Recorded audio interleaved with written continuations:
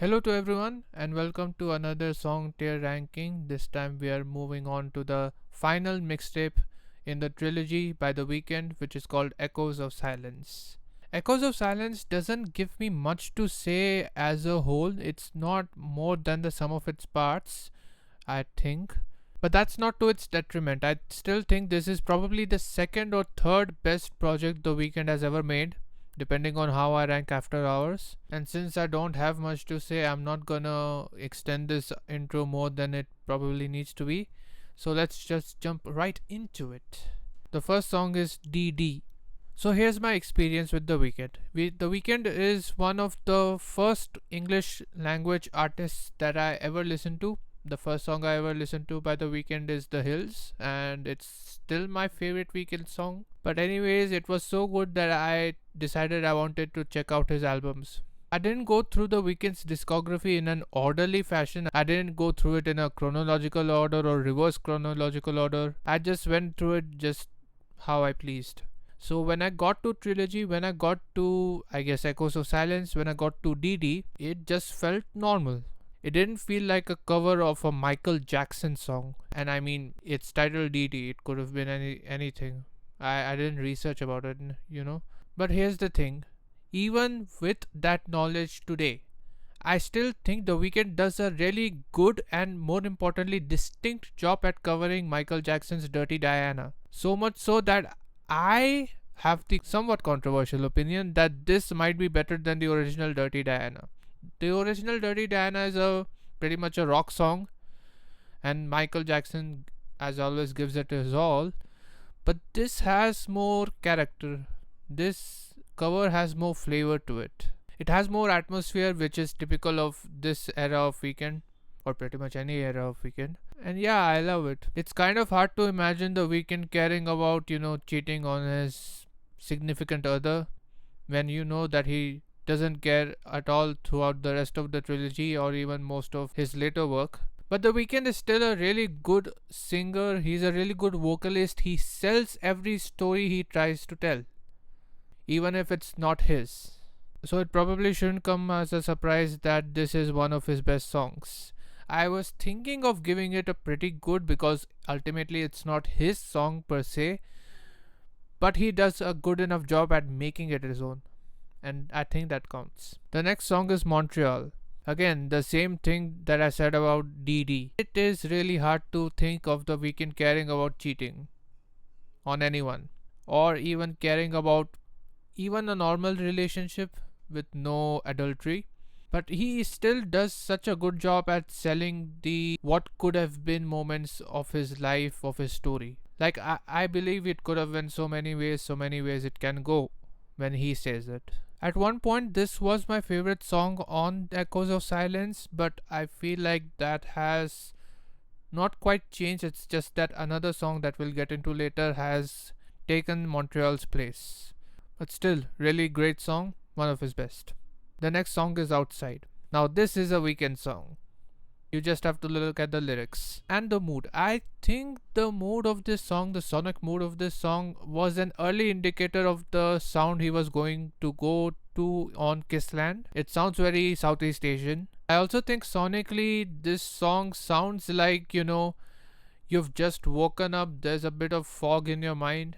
That kind of fits the lyrics of this song, the topic of this song, where he's going to, well, do what he always does, and you are going to like it, you being a girl, of course. So yeah, it's pretty good, but I will say that it's only pretty good. I won't say it's one of his best because it doesn't do much outside of, well, the typical Weeknd shtick. The next song is EXO slash The Host. So these are two songs in one, and here's my opinion. For the longest time, I thought that if this song were two separate songs, EXO would be one of his best songs, and The Host would be, this didn't need to exist. But as time has went on, I think that The Host is also pretty important for the next song, and probably the most important and repulsive song of The Weeknd's entire career. I'll get to it. But anyways, let's talk about EXO first. It's again pretty typical by the Weeknd, except this time he is letting you in as a girl into his world, his party filled world. This time it's kind of different where because he's showing the dark consequences of entering his world. He's not hiding it anymore. Like your mom is going to cry if she finds about, what you're doing. And the song also has a pretty desperate energy to it. I cannot tell if the desperation is from the Weeknd trying to make you enter his party or the desperation is from you trying to hide all of it, which is a pretty interesting thing to think about. And that's EXO. The host is kind of an interlude, right? Like, I feel most people treat it as an interlude. I haven't checked if people skip the host kind of like I used to until I recently listened to the entirety of Echoes of Silence. But I think it's important for the next song, as I mentioned, because it sets up the worst thing the Weeknd has ever done on song. And before we get into what that is, well, I have to give this song a rating. I'm going to give it a pretty good. The next song is Initiation. So in EXO the host, or specifically the host, the Weeknd says that this girl can have all of his love, but she has to first meet his friends. And you can guess where that goes. And all of that would be somewhat okay if the consent wasn't dubious. Because, okay, if two intoxicated people get together, it's still somewhat okay because neither is, knowing of what is happening. But if one person knows what's happening and the other person is intoxicated, that's assault. And it's never okay. And here the Weeknd, well, he describes the story, the scene in vivid detail, so it must say that he is kind of aware of everything that's happening, so he's not that intoxicated, not more than he usually is. But you can also listen to the vocal effect that's happening, the oscillating pitch in his voice, and you can think of that as him being intoxicated himself. But are his friends just as intoxicated as him? I used to really hate this song just by the sonics alone because the vocal pitch oscillation, it kind of gets distracting. It's a very neat trick, but a trick for almost the entire song, it doesn't work. I have to assume that nothing good happens with this girl in this story in the end. As such, I'm going to give this song a "this exists." You might think that I should have given this song a bit more lower since I'm a kind of a moralist, and this song goes against almost all of my morals. But the thing is, the Weeknd purposefully wrote this story. He's showing the most bleak consequence of the life he lives. The worst thing that someone like him, and there might be people like him in the real world, the worst thing they can do is, well, what happens in Initiation. The next song is Same Old Song. Same Old Song used to be one of my favorites on Echoes of Silence again. Not at the very top, but certainly the fourth or fifth best song out of 9 or 10. That's damning with faint praise, and I know it. So, how about I tell you that this song has shrunk on me even further? I mean, the groove doesn't change all that much between song parts. It's pretty lethargic. The Weeknd is going on about, people not recognizing him back then and they are recognizing him now, which is a topic that he loves to talk about, even up until Beauty Behind the Madness and Tell Your Friends. But truthfully, I would have still given it a pretty good today. But I'm not going to give it pretty good. You know exactly why I'm not going to give it pretty good. It's the Juicy J outro. I have no clue why this exists. It's a promo for an artist you are already listening to, because that song you're listening to, in which that promo belongs, is by that artist. I do not understand the logic. Please explain to me the logic. No one can. Thank you very much. this exists. The next song is The Fall. For the longest time, I think this was my weakest song on Echoes of Silence. I mean, it was okay. It didn't do much at all. Thought it was even more substanceless than same old song. But then I re-listened to it recently, and man, this song is good. Like, now that I think about it, I may have never ever given it a full, complete, proper listen, concentrating on details, and there are so many details here. Like the intro groove that comes in later as the outro groove, which I really liked. I thought he wasn't going to do much with that groove, which would have been a shame. And the Weeknd's assertion that he's not scared of the fall, which, I mean, he's the king of the fall, why would he be scared of it? Because he's felt the ground before, which there is pathos to that sentiment. Like, he's not just going on about how he's famous now and everyone is sticking to him like parasites. He's now talking about his somewhat of his come up, like he's been through hell and now he's not scared of it. And yeah, that's an infinitely more interesting topic than, complaining about fame. I think I like come up stories more than more money, more problem stories. Yeah. The problem is that I haven't listened to this song as much, so I can't give it an very honest rating. But based on my recent listen, I'm going to give it a pretty good. The next song is, well, next. So, have you heard of the old wisdom that if a stripper is being nice to you, treating you nicely, she even remembers your name, that does not mean that she likes you. That kind of applies to everyone in general.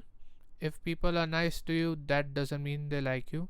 That's something I had to learn myself the hard way. But listening to this song, I have the suspicion that The Weeknd might have not only missed the memo, he thinks that the stripper likes him and he's rejecting the stripper. What? There are some Weeknd songs even in the trilogy era, the most serious of his eras, where if you give it more than a minute of critical thinking, the songs turn to comedy. And here's where I shock you by telling you that I still really like this song for all its seriousness. Yep, I really like the melancholic piano mood of the entire song. It's very lamenting, it's very meditative in a way. It makes you think. And yeah, it's one of his best. The next song is Echoes of Silence, the title track. I think now this is my least favorite song on the project. And how bad is it? Well, I think it didn't need to exist. Here's my problem with this song. The Weeknd sort of comes out as the winner in this entire trilogy era because of this song, and I do not like that. I think The Weeknd is not supposed to get away scot free from all the, well, sins he has committed. I don't know if we can call it crimes essentially, because there is again dubious consent to everything that happens in this story. So what happens is that The Weeknd is trying to get away from this girl who has clearly fallen for him, and he asks, why do you still like me? Why do you want to still get along? And the girl replies that she likes the thrill. She likes the excitement that this kind of lifestyle gives her. Without it, she feels empty. And you can say that since it's still The Weeknd singing that part from the girl's perspective, it's actually him saying that he likes the thrill. Without this lifestyle, he's kind of empty. And that's a probably more interesting interpretation of the song. I still think that he should suffer some consequences. I'm not going to entertain that interpretation that much. And while the truth of the situation in real life might be that men like this do get away scot free, I can entertain it in some songs. I cannot entertain it in this song because, well, we have to talk about the production. What production? There's nothing here. There's literally nothing here. I cannot remember an instrument that is in this song which is not the Weeknd's vocals. That's how bad this is. So yeah, that is Echoes of Silence. Once again, I have not given a best song on project to this project, but that doesn't mean that there isn't a best song on this project. It's just that once again, I'm doing the same thing I did with Thursday. The bonus track is the best song on the project. Till Dawn, Here Comes the Sun. If I were to make a list of my favorite Weeknd songs ever, I think this might be number 2. I've already told you what number 1 is. If I have to describe this song in one word, it's cinematic. I'm talking more about the production side of things, the guitars that come in after, or I should say during the second chorus, that give it so much verve. And the song does sound like the climax or at least the ending of the story, where no one really is a winner. If there is a victory here, it's Pirhik. You just have to look at the bridge, you're gonna hate him, then you'll want me, then you'll miss him, then you'll hate me. The Weeknd knows it, you could argue the girl knows it, and yet this routine will keep staying the same. This song also sounds kind of sad, like the journey is over, except the lyrics kind of imply that clearly the journey is not over, it's just a cycle. But it still feels so, it feels like an ending. The Weeknd's career could have ended with this song, and it would have still felt like a complete career. That's how good of a song this is. There's a finality to it, is what I was trying to say all that time. And I can't think of any more to say. I really love this song, so I'll end it there. Thanks for watching. If you really like this video, then give it a like, share it with someone who might appreciate this video. Comment your thoughts on these songs and Echoes of Silence as a whole. And if you like the background music that's currently playing, then it's from a song that I personally have made. Yes, I'm a music artist of my own. You can check it out with the link below. The song's name is A Stranger's Smile. What else can you do on YouTube? I don't know. I can't remember. And yeah, that's about it. See ya. Did I just do Charlie's?